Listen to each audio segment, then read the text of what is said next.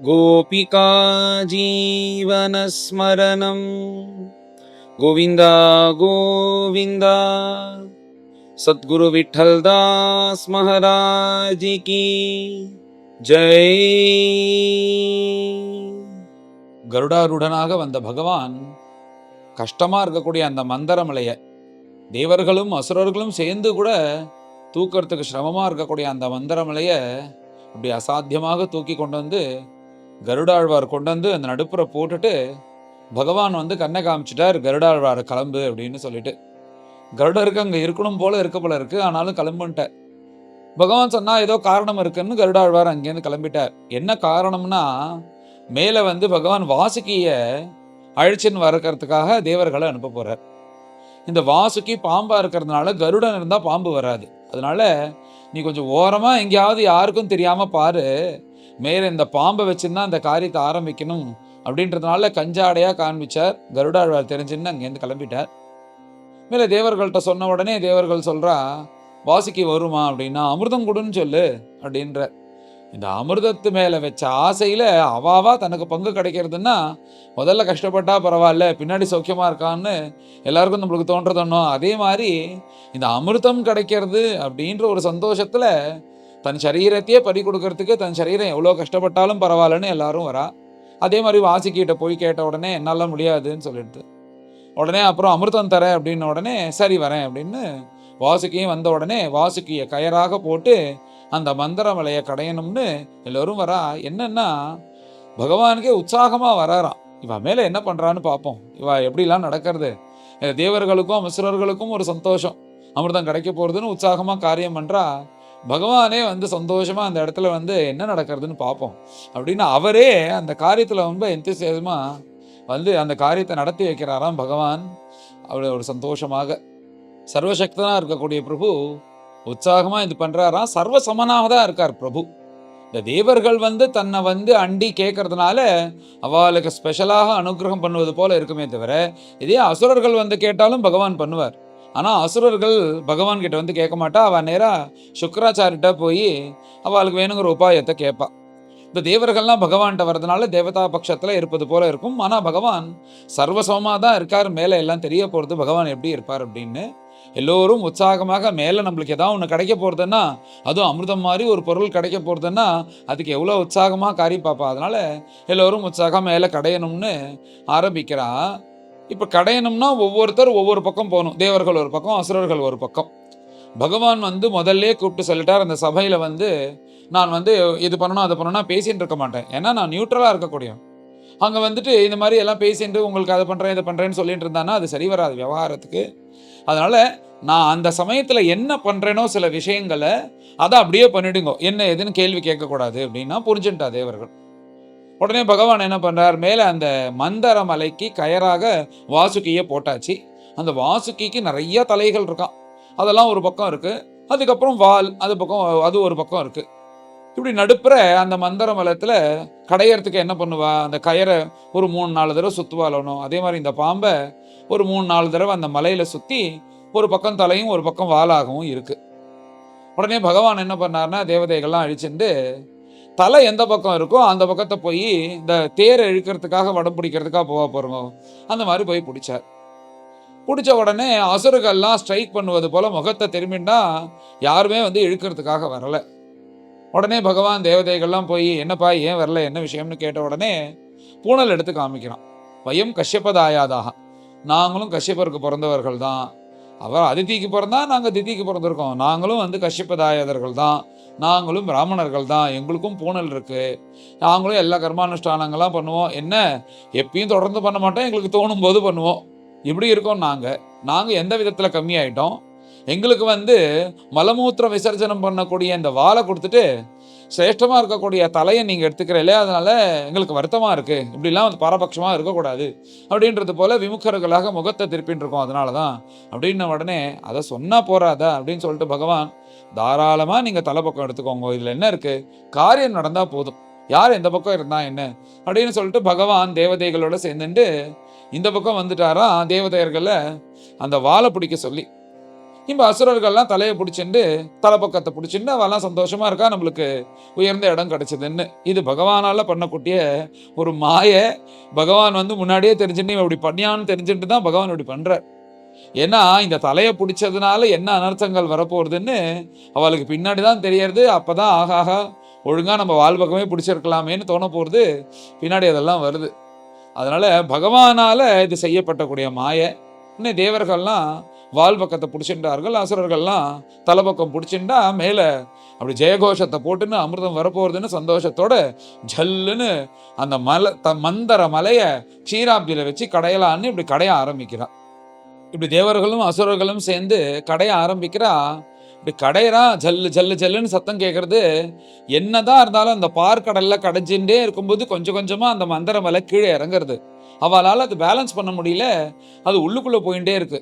அது உள்ளுக்குள்ள போறதை யாரும் எடுத்து நிறுத்த முடியும், என்ன பண்ண முடியும் அப்படின்னு சொல்லிட்டு எல்லாரும் என்னடா அது கீழே போயிட்டே இருக்கு, கீழே போயிட்டே இருக்கேன்னு கவலைப்பட்டுட்டே இருக்கும்போது அந்த வாசிக்கியோட சேர்ந்துட்டு அந்த மந்தர மலை அந்த க்ஷீராப்திக்கு உள்ள போயிடுது. உள்ள போயிடுதுன்னா இந்த தேவர்கள்லாம் வருத்தப்படுறா, தலையில கை வச்சுட்டு. என்னடா இது, அமிர்தத்தை பார்க்கறதுக்குள்ள நம்ம உயிர் போயிடும் போல இருக்கு. இந்த மந்திரமலையை கொண்டு போடுறதுக்கும் முடியல. இப்ப இது கடையறதுக்குள்ள இத்தனை விக்னங்கள் வருது.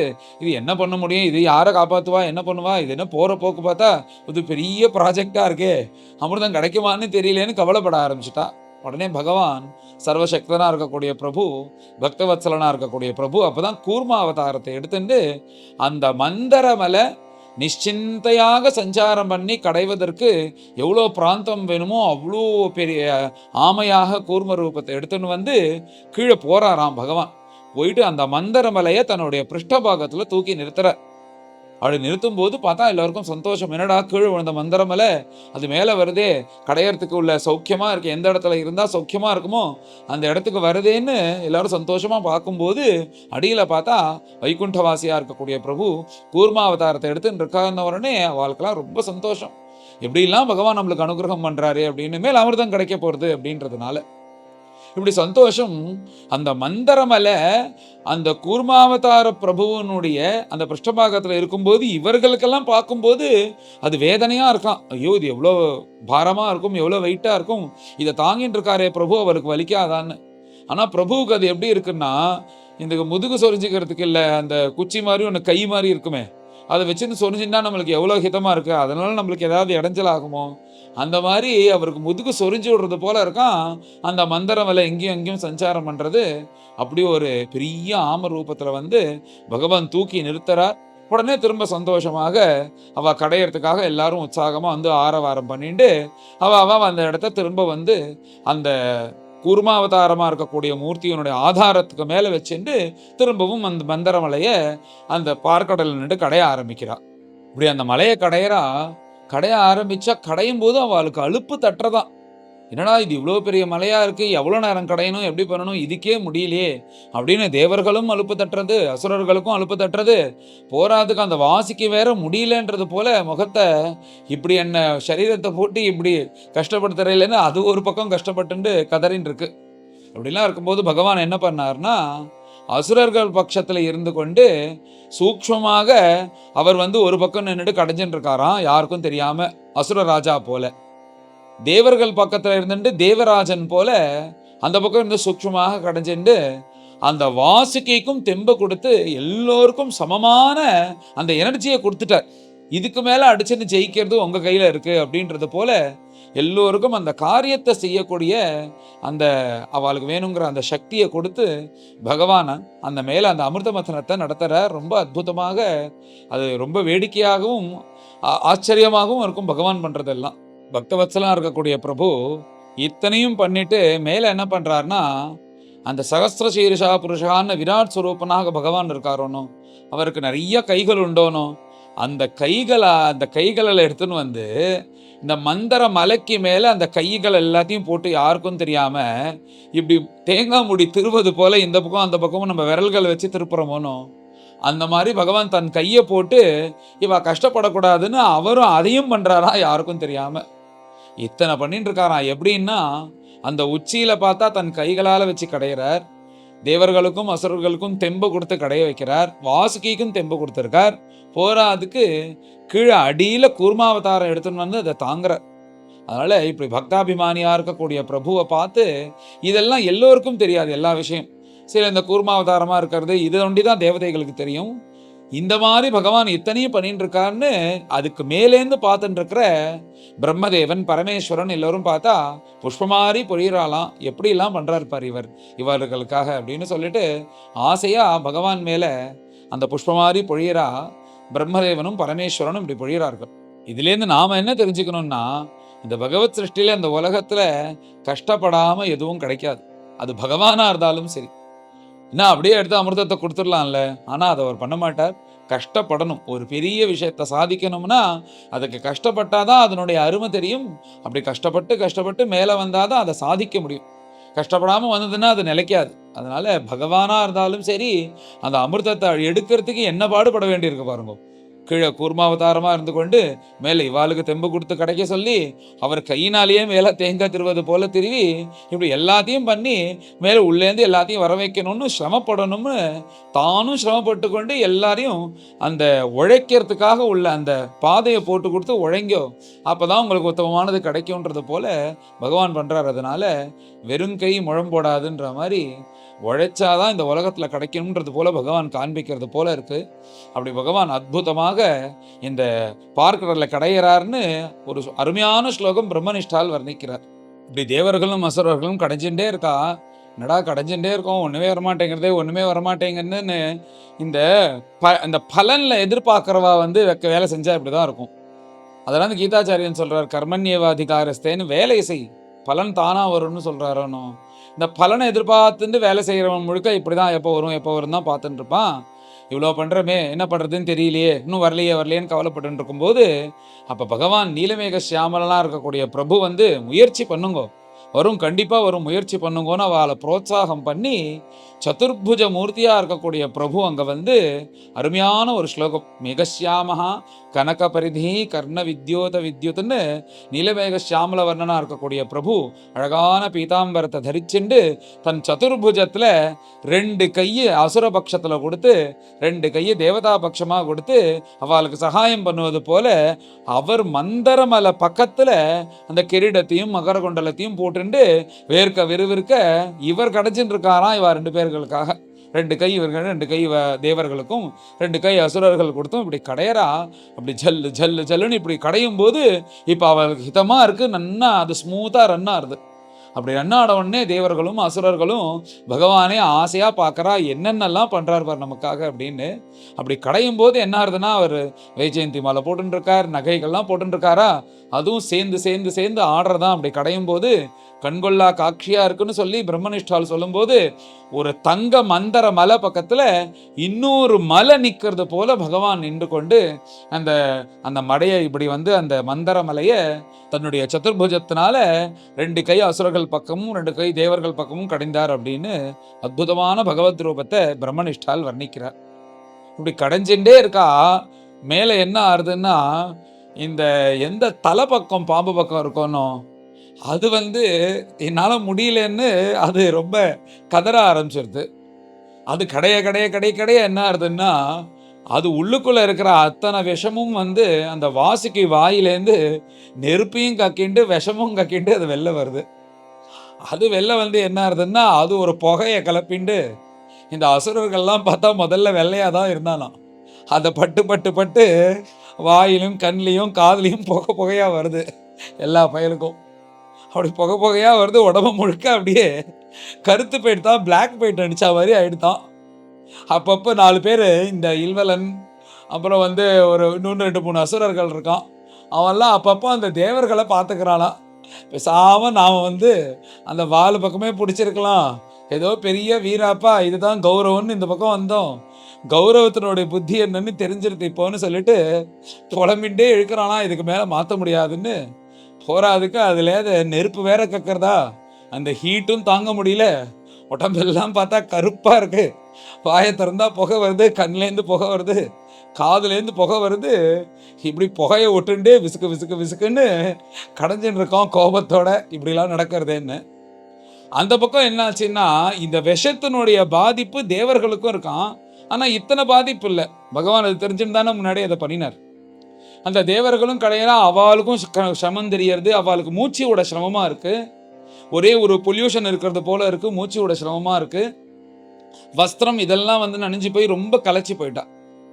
இவ பகவான் ஆசிரிச்சதுனால பகவான் என்ன பண்ணார்னா, அந்த தேவர்கள் இருக்கிற அந்த இடத்துல மேகம் வர வச்சு மழை பெய்யுது போல பண்ணினார். அந்த மழை வந்தாலே வந்து இந்த இந்த பொல்யூஷன்லாம் போயிடும், இந்த தூசிலாம் பறந்துடும்.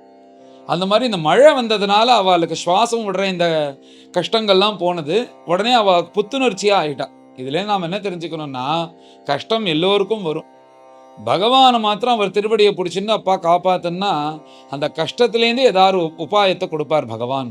மழை பெய்யும் போது கொடை கொடுப்பது போல இந்த தேவர்களுக்கு இவர் கலப்புலேருந்து வெளில வரணுன்றதுக்காக ஏதோ இயற்கையா அங்க மழை பெய்வது போல பண்ணி அந்த மழையினால இவர்கள் உற்சாகமாயிட்டா. ஆனா இந்த பக்கம் இந்த பசங்கள்லாம் கண்ணுலையும் வாக்குலையும் புகையோட இந்த வாசிக்கையும் திட்டிண்டு இதுவும் வேணும் இன்னும் வேணும்னு கடைஞ்சுட்டு இருக்கான் எல்லோரும். இப்படி கடையிறார்கள். நன்கு போறது, ஏதோ வருதே அப்படின்னு சொல்லிட்டு 2 பேரும் ஆவலோட பார்த்தா அமிர்தம் வருதான்னு பார்த்தா ஹாலாஹல விஷம் வருது. முதல்ல அந்த விஷம் வருதான், அது அப்படியே கொஞ்சமா வருது, அப்படியே விருத்தியாயிட்டே இருக்கான், எல்லா இடத்துலையும் வியாபிக்கிறது போல அந்த நெடி.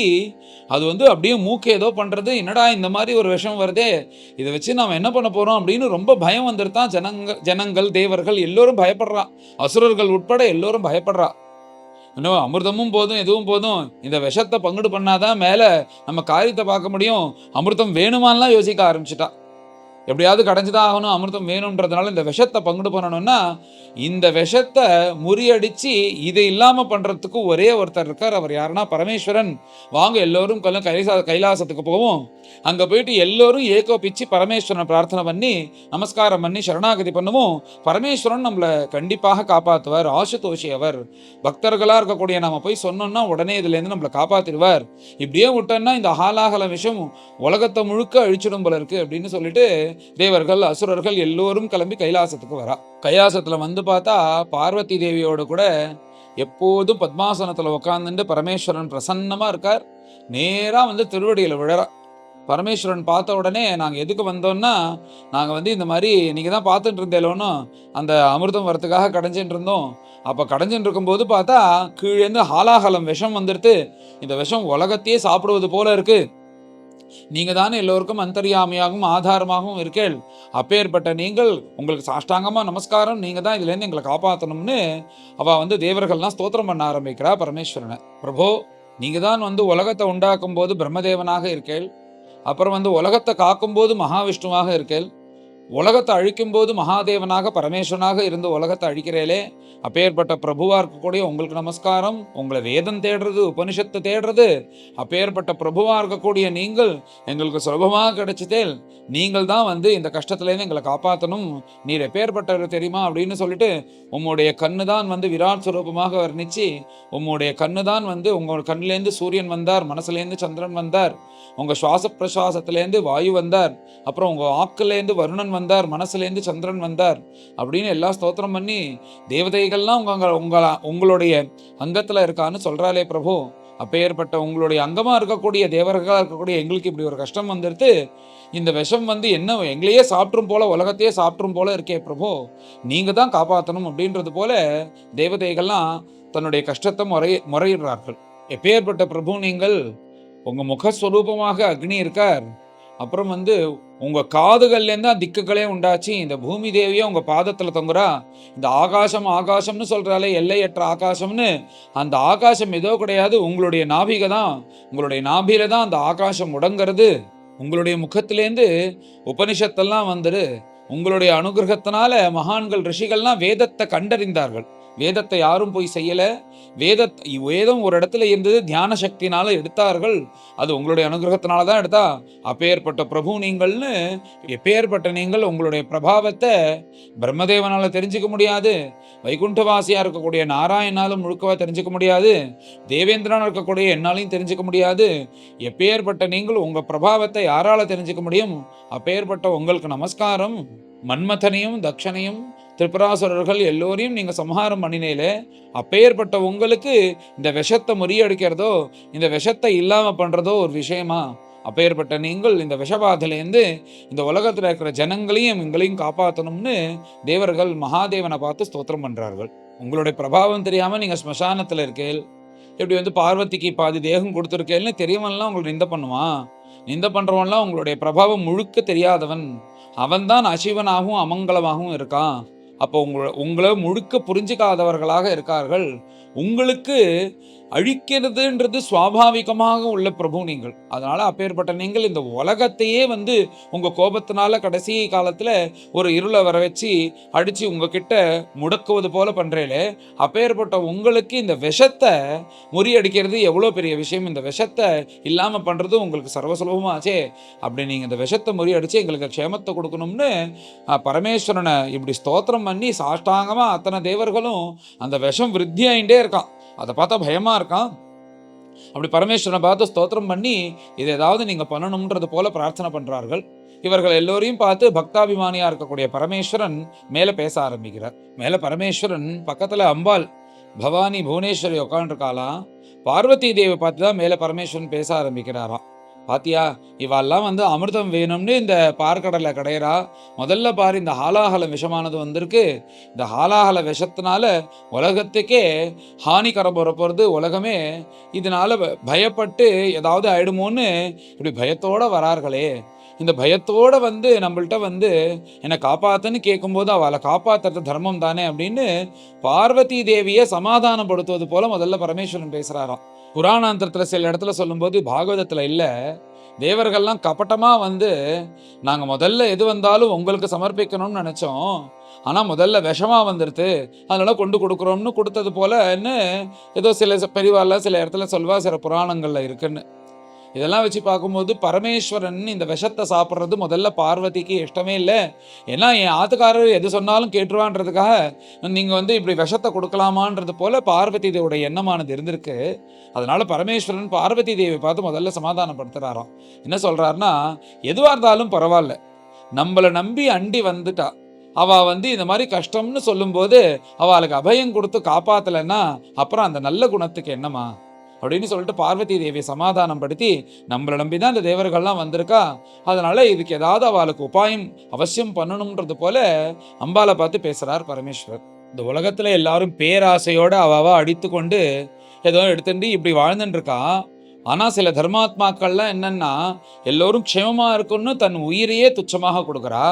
அப்படி தர்மாத்மாக்களுக்கெல்லாம் தர்ம பலனை கொடுக்கக்கூடிய நான் வந்து எப்படி இருக்கணும்?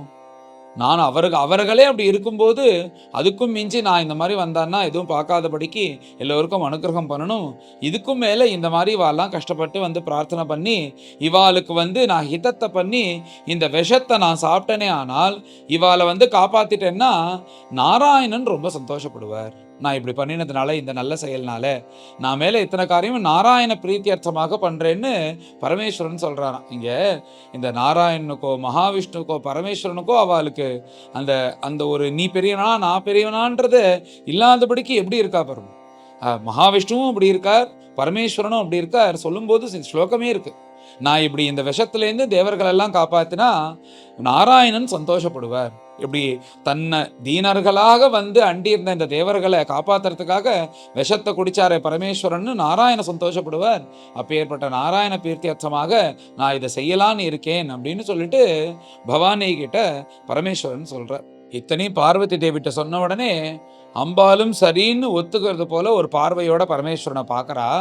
அந்த விஷம் எங்க இருக்குன்னு பார்த்தா, தேவர்கள் விஷம்லாம் நான் அதில் கையில் கொண்டு கொடுக்க முடியாது, அது வியாபிச்சுட்டே இருக்கு அப்படின்னு சொல்லிட்டு இங்கதான் இருக்க விஷம்னு பரமேஸ்வரன்ட்ட அந்த விஷம் இருக்கிற இடத்த காண்பிச்ச உடனே பரமேஸ்வரன் தன் சாப்பிட்றதுக்காக அப்படியே அந்த பார்க்கடல்ல கையை விட்டு தன் கையில எவ்வளோ வந்து சரியா அந்த அத்தனை விஷயம் வருமோ அது ஒரு சின்னதா சாப்பிடுவது போல அத்தனை விஷயத்தையும் சுருக்கி கையில எடுத்துட்டு அந்த விஷத்தை சாப்பிட்டுட்டார் லோகக்ஷேமார்த்தமாக. சாப்பிட்ட விஷமானது என்ன பண்றதுன்னா, அது உள்ள போய் அந்த பகவானுடைய கண்டம் அதுக்கு கீழே போகணும், வியாபிக்கணும்ன்றதுக்காக அந்த விஷம் உள்ள வியாபிக்க ஆரம்பிக்கிறதா பரமேஸ்வரனுடைய கண்டத்துக்குள்ள போய். அது என்ன பண்ணிட்டாருன்னா, பரமேஸ்வரன் அதுக்கு கீழே போகாதபடிக்கு கண்டத்திலேயே வச்சுட்டார்.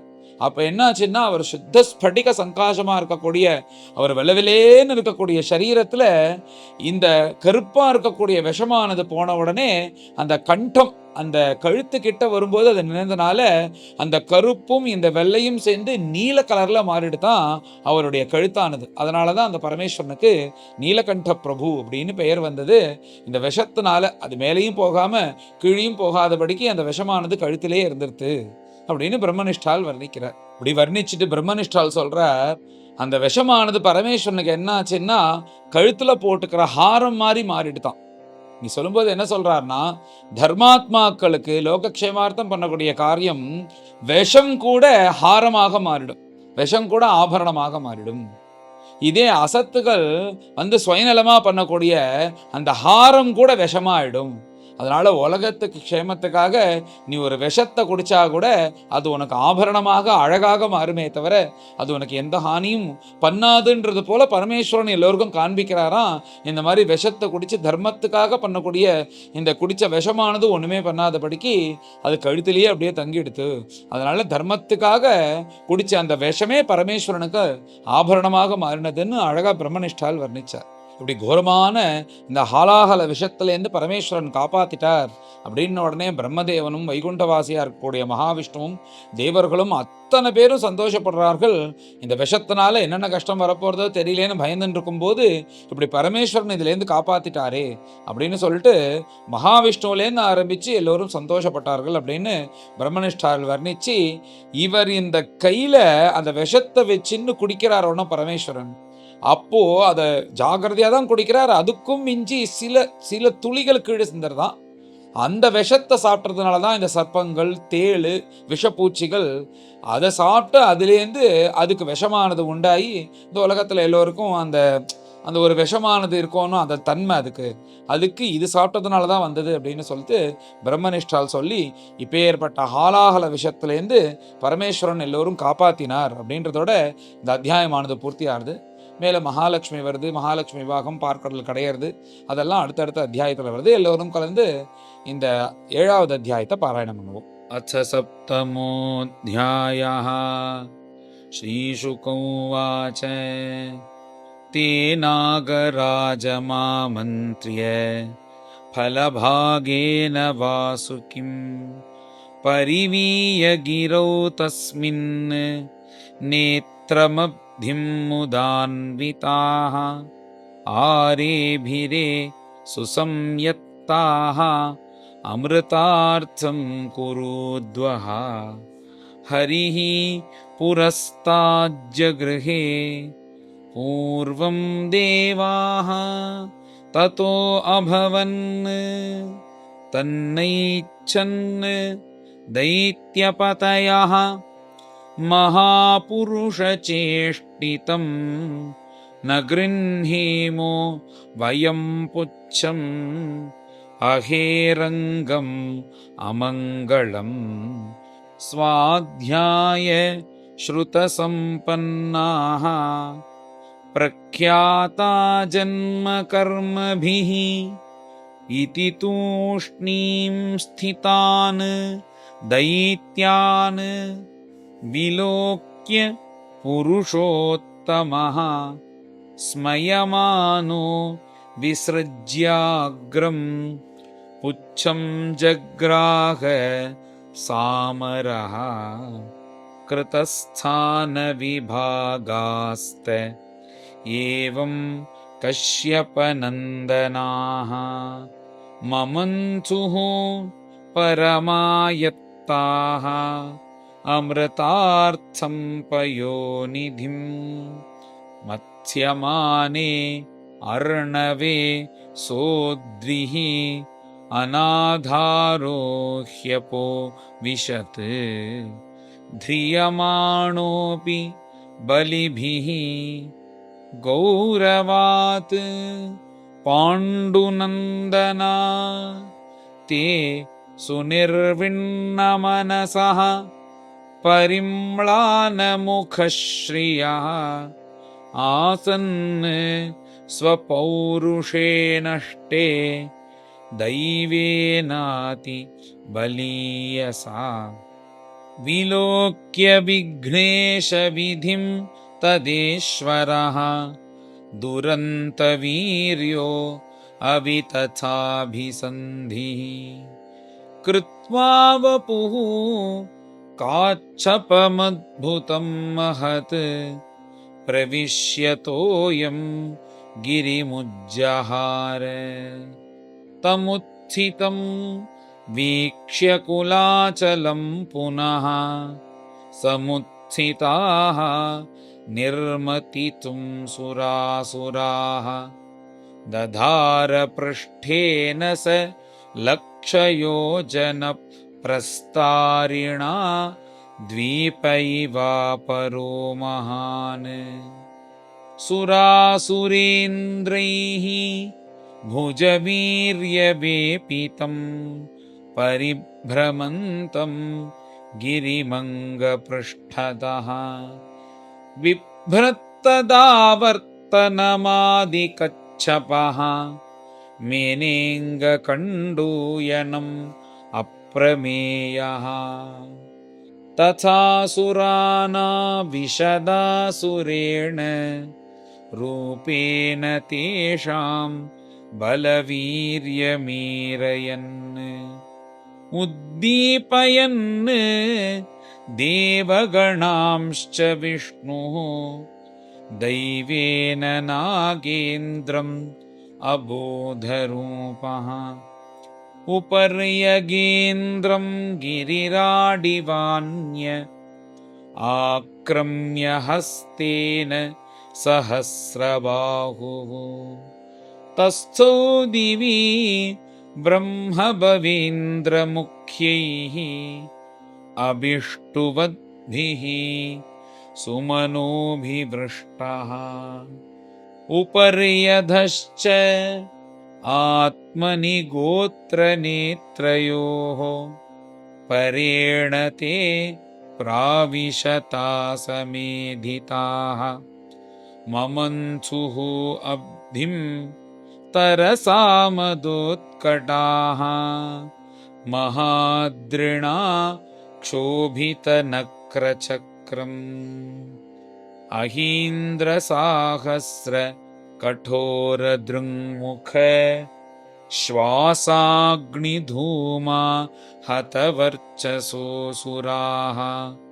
पुलोमकालेय बलील्वलादयः दावाग्निदग्धाः सरला इवाभवन् देवांश्च तच्छ्वास शिखाहतप्रभान्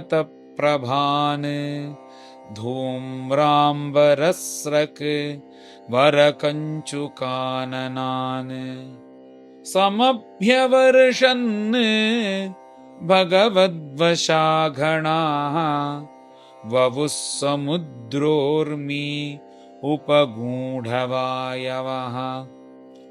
मथ्यमानात् तथा सिन्धोः देवासुरवरोथपैः यदा सुधा न जायेत निर्ममन्थ अजितस्वयं मेघश्यामः कनकपरिधिः कर्णविद्योतविद्युत् मूर्ध्नि भ्राजत् विलुलितकचः स्रग्धरो रक्तनेत्रः जैत्रैः दोर्भिः जगत् अभयदैः दन्तशूकं गृहीत्वा मथ्नन्मथ्ना प्रतिगिरिरिव अशोभत अथ उद्धृताद्रिः निर्मथ्यमानात् उदधेरभूद्विषं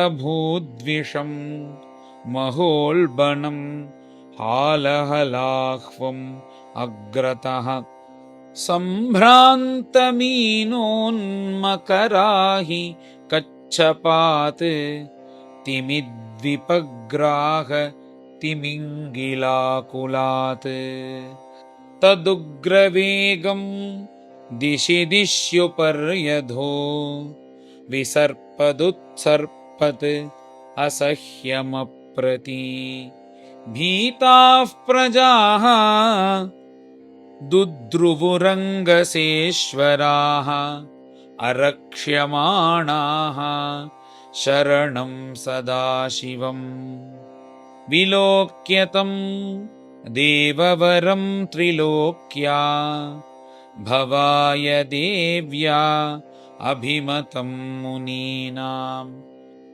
आसीनमद्रावपवर्गहेतोः तपोजुषानं स्तुतिभिः प्रणेमुः प्रजापतय ऊचुः देवदेव महादेव भूतात्मन् भूतभावना त्राहि नः शरणापन्नान् त्रैलोक्यदहनात् विशात् त्वमेकः सर्वजगतः ईश्वरो बन्धमोक्षयोः तं त्वामर्चन्ति कुशलाः प्रपन्नार्तिहरं गुरुं गुणमय्या स्वशक्त्यास्य सर्गस्थिति अप्ययान् विभो धत्से यदा स्वदृक् भूमन् ब्रह्म विष्णु शिवाभिधाम् त्वं ब्रह्म परमं गुह्यं सदसद्भावभावनः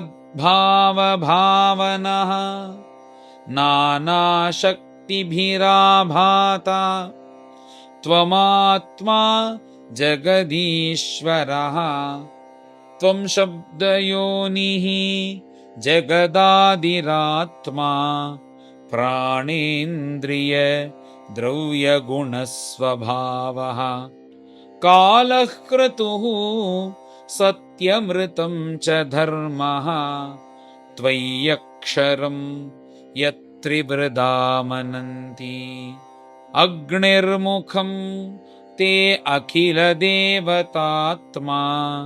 क्षितिं विदुः लोकभवाङ्घ्रिपङ्कजम् कालं गतिं ते अखिलदेवतात्मनो दिशश्च कर्णौ रसनं जलेशम् नाभिर्नभस्ते श्वसनं नभस्वान् सूर्यश्च चक्षुंषि जलं स्मरेतः परावर आत्माश्रयणं तवात्मा सोमो मनः द्यौः भगवन् शिरस्ते कुक्षिः समुद्रा गिरयोस्थिसङ्घाः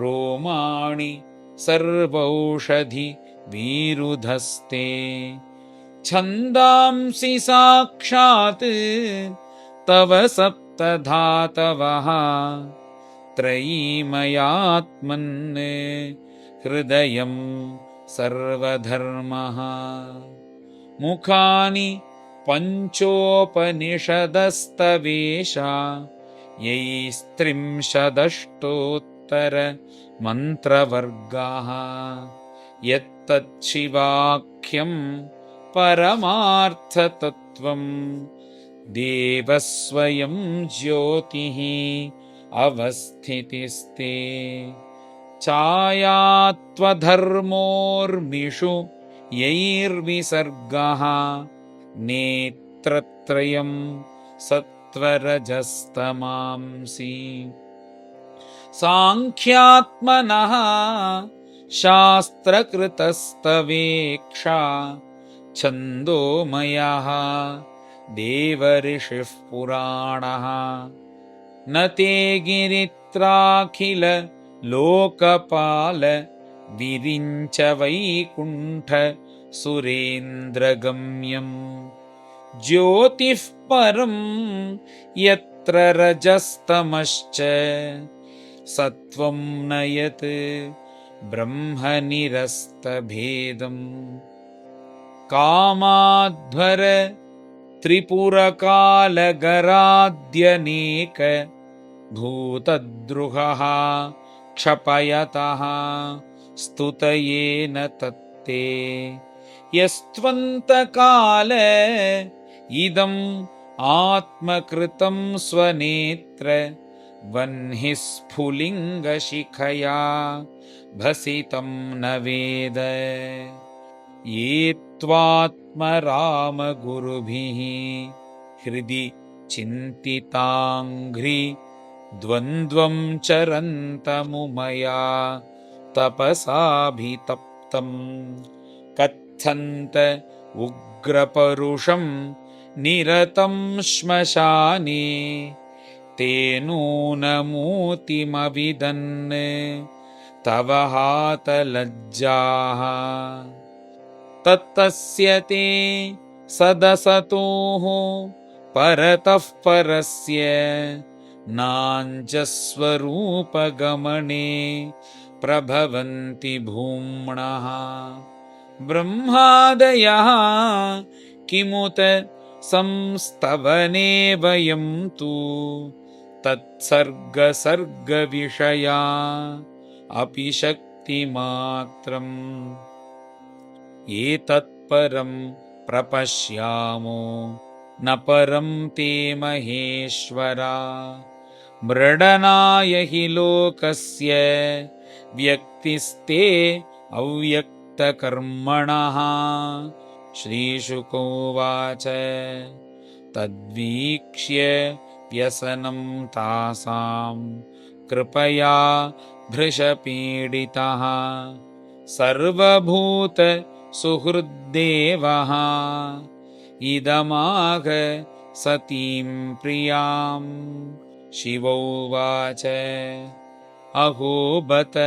भवान्येतत् प्रजानां पश्य वैशसं क्षीरोदमतनोद्भूतात् कालकूटात् उपस्थितम् आसां प्राणपरीप्सूनां विधेयम् अभयं हि मे एतावान् हि प्रभोरर्थः यद्दीनपरिपालनम्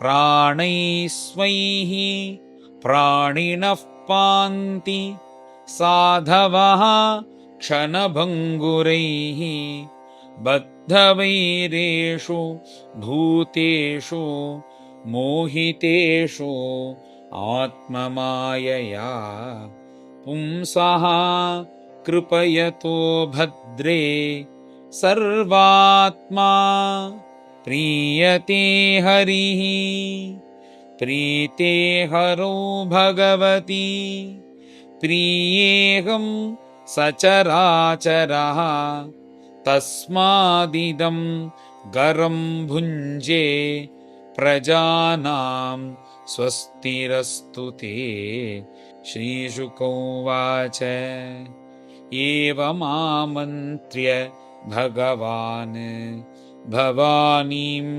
विश्वभावनः तद्विषं जग्धुमारेभे प्रभावज्ञः अन्वमोदत ततः करतलीकृत्य व्यापी हालाहलं विषम् अभक्षयन् महादेवः कृपया भूतभावनः तस्यापि दर्शयामास स्ववीर्यं जलकल्मषः यच्चकारगळे नीलं तच्च साधोः विभूषणम् तप्यन्ते लोकतापेन साधवः प्रायशो जनाः परमाराधनं तद्धि पुरुषस्य अखिलात्मनः निशम्य कर्म तत् शम्भोः देवदेवस्य मीढुषः प्रजा दाक्षायणी ब्रह्मा वैकुण्ठश्च शशंसिरे प्रस्कन्नं पिबतः पानेः यत्किञ्चित् जगृहुः स्म तत् वृश्चिका हि विषौषध्यः दन्तशूकाश्च ये अपरे। श्रीहरये नमः। श्रीहरये नमः। इति श्रीमद्भागवते महापुराणे पारमहंस्यां संहितायाम् अष्टमस्कन्धे अमृतमथने सप्तमोऽध्यायः। गोपिका जीवनस्मरणं गोविन्द गोविन्द। सद्गुरु विठ्ठलदास महाराज की जय।